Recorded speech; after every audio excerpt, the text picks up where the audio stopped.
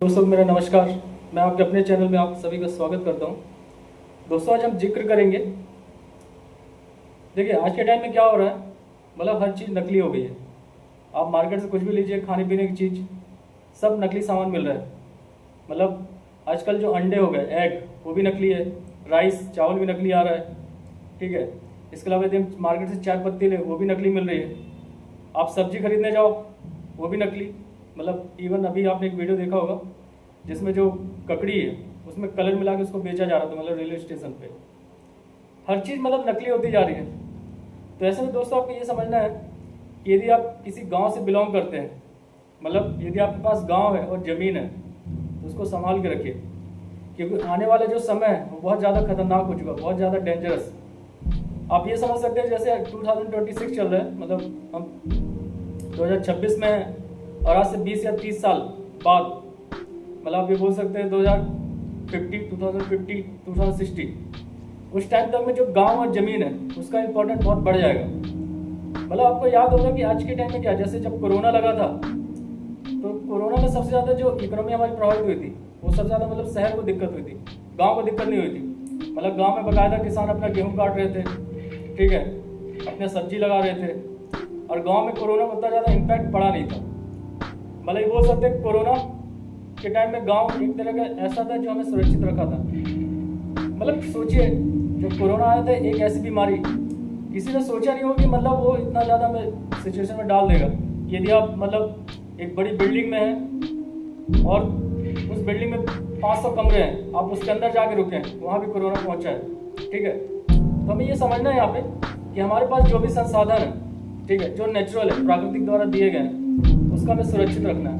मतलब नेचर से हमें क्या क्या मिला है भाई, सोयल है, मिट्टी मिली हुई है, वाटर मिला है, जल मिला हुआ अपने पास, ठीक है, एयर है, वन है, पेड़ पौधे हैं। तो पृथ्वी जो इतनी खूबसूरत है, अगर उसकी हरियाली खत्म हो गई, मतलब जिस तरह से हम कंस्ट्रक्शन कर रहे हैं, नई नई बिल्डिंग बना रहे हैं, नए रोडों का डेवलपमेंट हो रहा है, हालांकि वो भी जरूरी है, लेकिन उसके साथ हमें ये करना है कि जितने हम पेड़ काटे उतने पेड़ हमें लगाने चाहिए।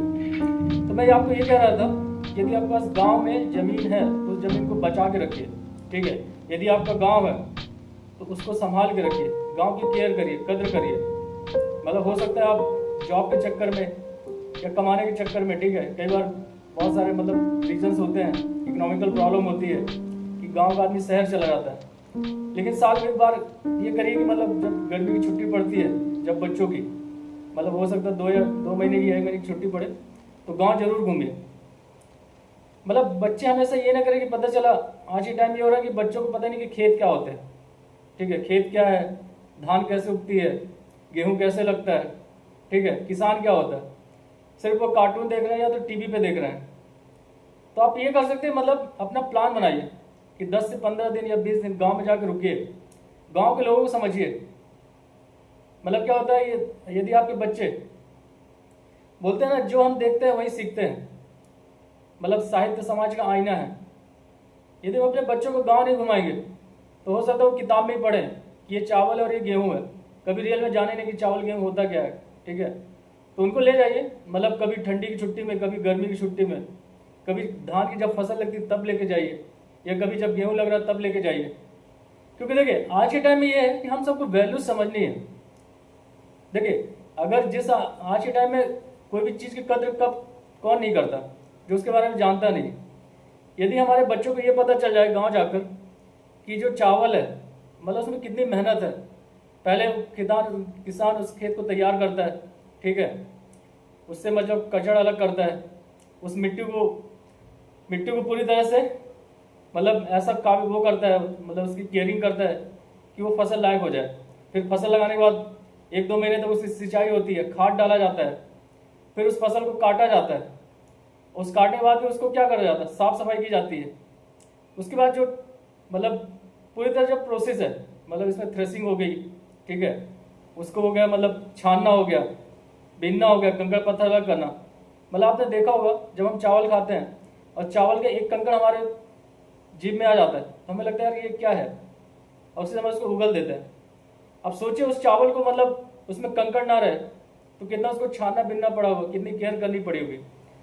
तो देखिए अगर हम बच्चों को ये समझा देंगे, हो सकता है वो टीवी में देख लें या वीडियो गेम खेलते हुए देख लें या यूट्यूब पे देख लें कि हाँ ये चावल है, लेकिन जब तक आप ज़मीन पे नहीं लेके जाओगे उनको, तब तक वो वैल्यूज़ नहीं समझ पाएंगे, वो खाने की कदर नहीं करेंगे। तो यदि हमें पता चल जाए कि खाना जो हमारे थाली में आता है कितनी मेहनत से आता है, तो बच्चे बूढ़े कोई भी हो सब कदर करेंगे। दोस्तों ये वीडियो यदि आपको अच्छा लगा हो तो प्लीज़ इस वीडियो को और लोगों तक शेयर करिए और कमेंट करिए, और आगे आप किस टॉपिक पे चाहते हैं वीडियो वो कमेंट करके मुझे बताइएगा। थैंक यू, धन्यवाद।